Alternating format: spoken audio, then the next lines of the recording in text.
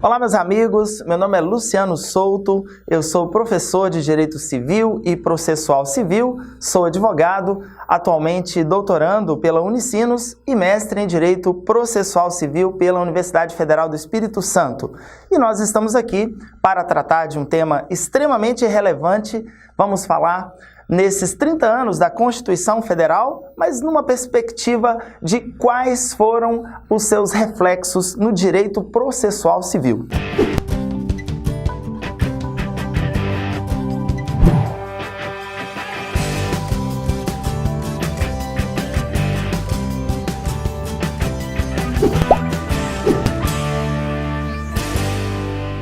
Meus amigos, é inegável que a Constituição Federal de 88, ela representou e representa um marco epistemológico na história do direito brasileiro. Primeiro, porque ela foi a primeira Constituição democrática do país.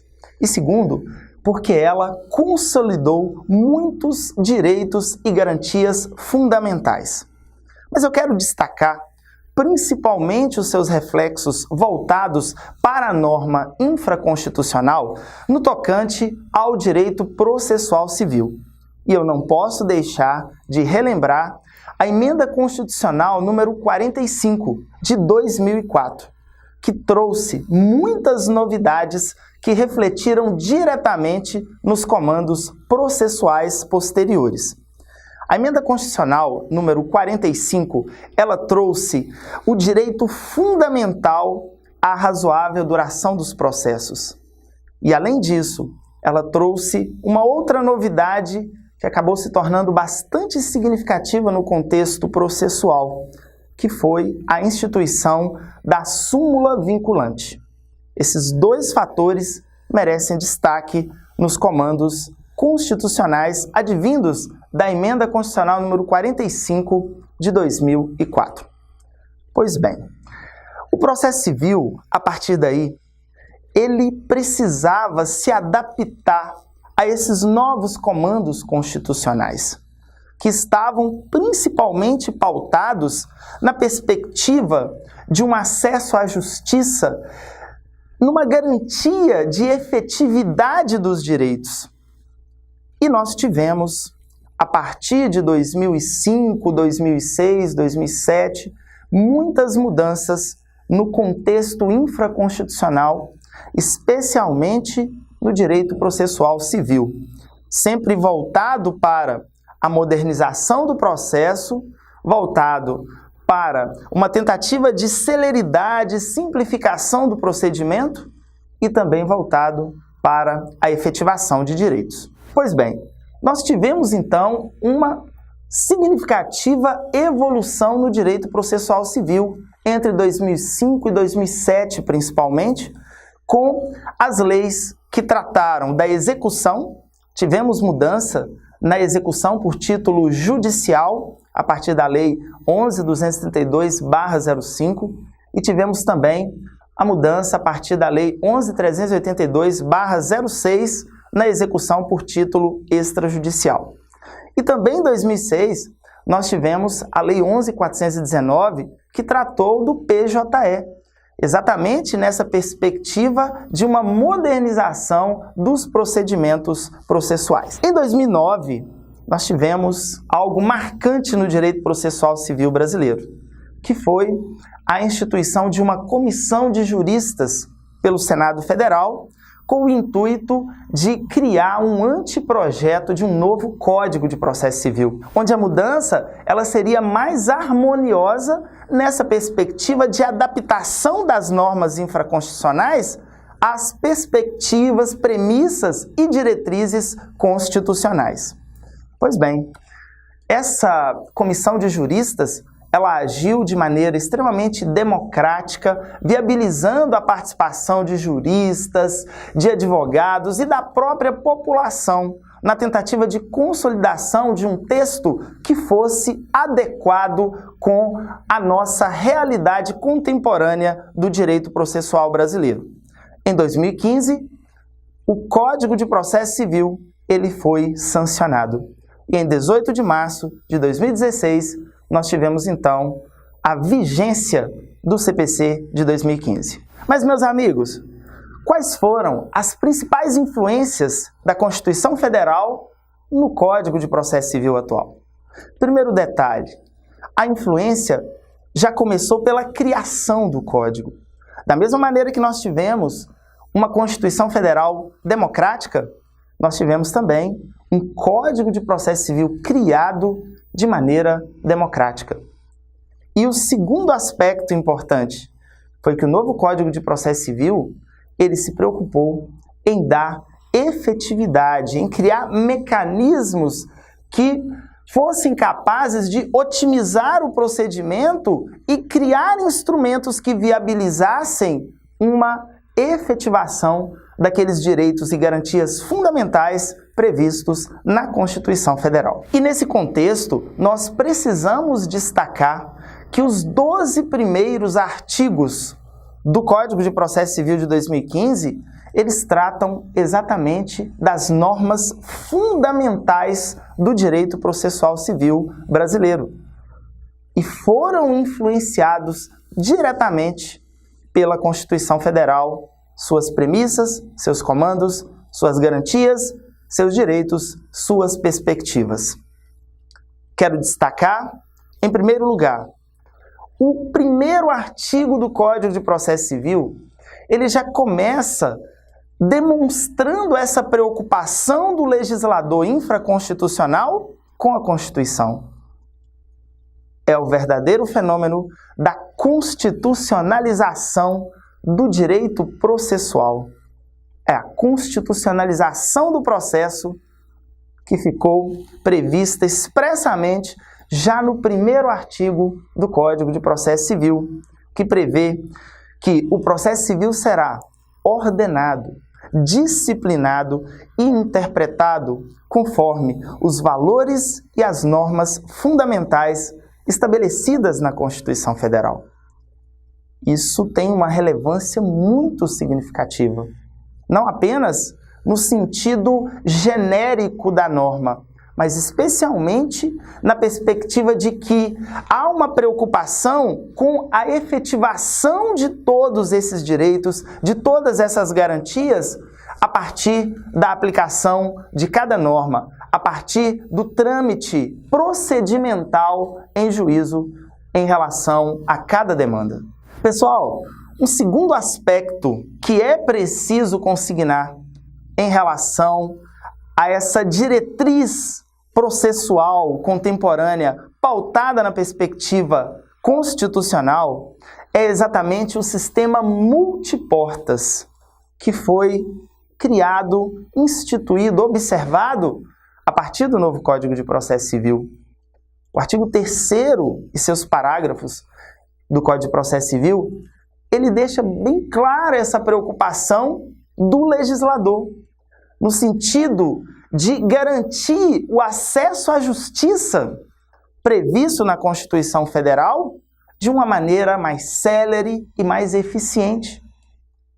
O sistema multiportas, ele pressupõe a valorização de métodos autocompositivos, adequados, alternativos para a solução dos conflitos. É a valorização da mediação, da conciliação e até mesmo da arbitragem como alternativas ao Poder Judiciário ou como mecanismos adequados para uma solução dos conflitos de uma maneira mais justa, mais prudente, mais eficiente e compatível com as perspectivas de justiça, que são também parâmetros que devem ser observados, levando em consideração o próprio direito e os objetivos do poder jurisdicional e as expectativas dos demandantes em juízo. Então, esse segundo aspecto é muito importante. O sistema multiportas do direito a partir do novo Código de Processo Civil. Pessoal, a quarta questão que eu quero destacar é a paridade de tratamento, consignada expressamente no Código de Processo Civil em seu artigo 7º. Portanto, percebe-se uma compatibilidade com o princípio da igualdade, que é matéria constitucional. As partes devem ser tratadas com igualdade, com total isonomia durante todo o trâmite da ação, seja em relação aos seus atos postulatórios, seja a defesa, a parte recursal, execução, em todos os momentos é garantida a paridade de tratamento. Meus amigos, uma das garantias mais louváveis da Constituição Federal no tocante a processos judiciais é o direito ao contraditório e à ampla defesa. E esses aspectos não foram esquecidos pelo legislador infraconstitucional.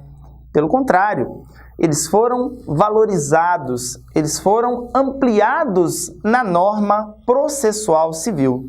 Nós temos hoje os artigos 9º e 10 do Código de Processo Civil que tratam expressamente do princípio da não surpresa e desse contraditório substancial, no sentido de que o juiz ele não pode decidir em relação a algum fundamento sobre o qual ele não tenha dado às partes oportunidade de manifestação, ou em relação a alguma matéria que ainda não tenha sido analisada, apreciada pelas partes.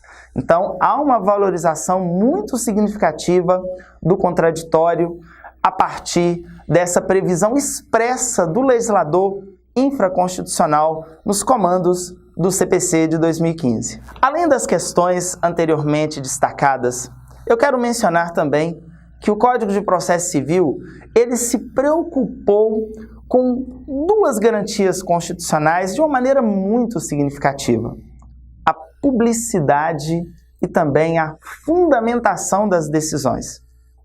Publicidade e fundamentação das decisões judiciais estão previstas diretamente na Constituição Federal, de maneira expressa.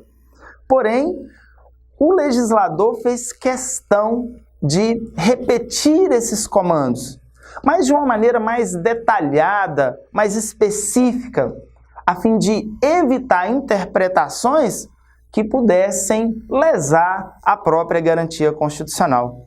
Então, hoje nós temos especialmente os artigos 11 e 489, parágrafo 1º do Código de Processo Civil, que trazem expressamente essa referência normativa a essas garantias, especialmente a da fundamentação das decisões.